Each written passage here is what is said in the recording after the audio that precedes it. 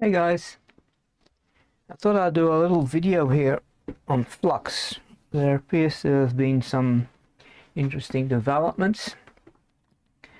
Now in the past I've actually done some videos on Flux before, and soldering and what have you, and these are the fluxes that I use. I have one here that is actually marked to be MTech. It even has a little silver thing on there, but I bought that from AliExpress, I think, and to be honest, I do not know what this is. It could well be fake stuff, or who knows where they sourced that from. And I use this stuff when I'm soldering certain surface mount components to stop the solder from bridging and stuff like that. It works okay for that. However, it is no better than this stuff here. In actual fact, as far as I'm concerned, as far as I can tell, it's about the same. This stuff is a little bit more thicker, so sometimes I use that in order to glue a component down temporarily while I'm soldering it and so on. So that's that. This rosin paste flux over here I have found to be of very little use, except in my last video when I was evaluating this solder pot. It does work for that. I could dip some wires or the legs of the components in there and then dip it into the solder. It seems to work for that at least. And this here is the flux that I use for when I'm soldering wires or things together.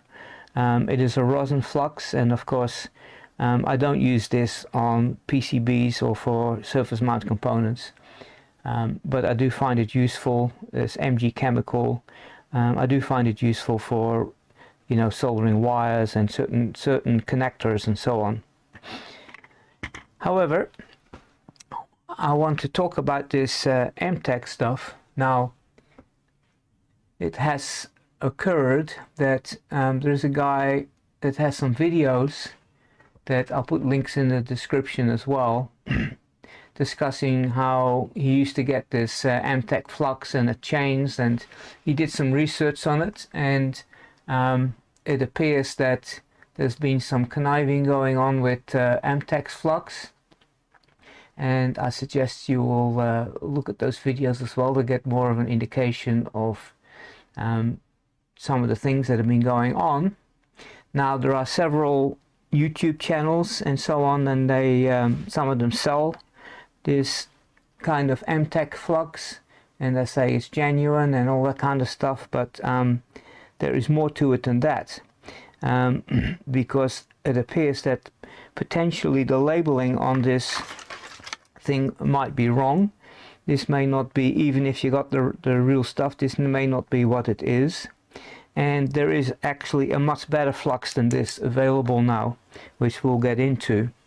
And this, which is this version 3 flux. These guys are either standard MTech or they are version 2.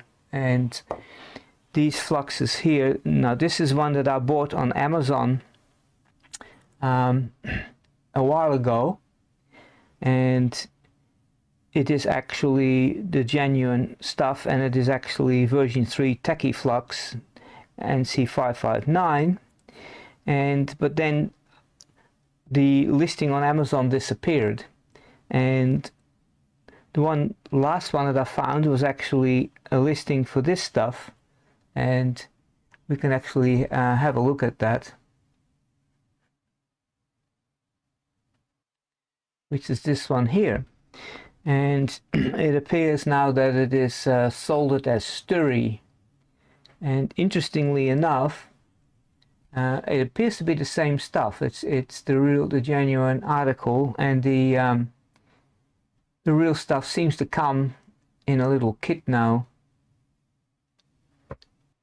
It comes in a little kit that has a little card with it, and it says, you know, Sturry by Amtech Manufacturing LLC on the card, and it's got some information on different types of solder and what the temperatures should be when you use it with this flux and so on, and information that, you know, is probably more useful to people that are manufacturing stuff rather than a hobbyist. Any case, so as it appears that the real Amtech Flux actually has a UV label on it, which this one does not.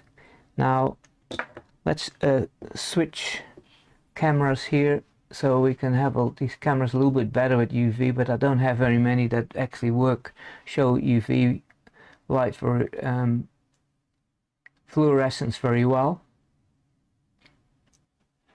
Okay, so this is the tube of Chinese, goodness knows where it came from. It claims to be genuine Amtech and so on, but NC559 ASM, it might well be real, but I don't. It seems to kind of work. So in any case, but this label does not. Now when I shine some UV light on it, these cameras tend to be more sensitive to UV than our eyes are, so it kind of lights up the whole thing, but there's no label there. Now when you light up these genuine ones, you can kind of just see it. It's very clear when I'm looking at it with my eyes. It says Amtech. See if I can. You can kind of just see it, but it comes up as it's UV on the label here. Genuine stuff. Now this new one also has it, but it doesn't say Amtech in the UV, it says Sturry. Nevertheless, it says made by Amtech Manufacturing, and you dial 1866i Sturry or something, and there's a sturry.com that you can look at, and this slightly earlier one, it also has Sturry on there, but it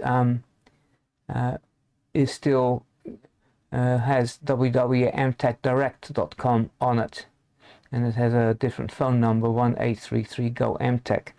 So it's possible that Amtech actually changed the brand name, because this Amtech stuff, it didn't have like a copyright on it or whatever you call it, and that name has been stolen basically by the Chinese, I think, and they were selling stuff under that name, and maybe that is why they changed the brand name. Now if you watch those other two videos, I'm not going to go into too much more detail on that. You will find out that the original Amtech Flux, that is not version 2, does not actually light up with UV light. And indeed, I've got this this flux over here. Let me see if I can move that a bit over. I heated it up with a soldering iron so it spread a little bit, and this flux over here, the version 3, actually has a pleasant smell when you're soldering. Some say it smells like pine, but it's like a sweet smell to me. And this one here is from this the last batch that I bought, and indeed it lights up with UV. The second one also lights up with UV, and that was this one, the slightly earlier one that I've got. And this stuff over here does not light up at all. It is it just stays dark. And my experience so far has been that this version 3 Amtech Flux is a heck of a lot better than this stuff, actually, and I would recommend to get this one and to ignore all those that sell this kind of stuff. because what I've noticed is, like, in some of the recent projects, like I had some components, surface mount components that were too large for the pads, which means that the, like, capacitors and resistors, that they will actually go over top of the pads, so the solder would have to run underneath of them. You couldn't hit it from the side. And I found that using the old flux over here, it didn't encourage the solder to actually use capillary action and suck underneath, whereas it seemed to me that this one over here, you put a little bit of solder next to it and it seems to suck it right underneath and made a good joint. So that's apparently what I have noticed. In any case, I thought I would do a little video on this stuff, because it's been I've been wondering what's going on over here. So if you go to mtechdirect.com, you will find that there's now a page that comes up with a message that says, if you're visiting this site, go to Inventec, whatever it is, and if Sturi brand products, please visit sturi.com. So it seems that there is something going on there. And if you go to the Sturi site, you'll end up with information here. It says nothing about Amtech, but it appears that you know, the stuff is there, but I think the best way to buy it is on Amazon. Seems to be a tad cheaper, because if I look at the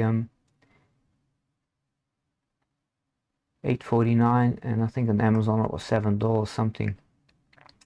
Anyway, that is all I've got, and I thought I'd do a little video here on what's happening in the Flux world. Don't forget to subscribe, and I'll see you guys later.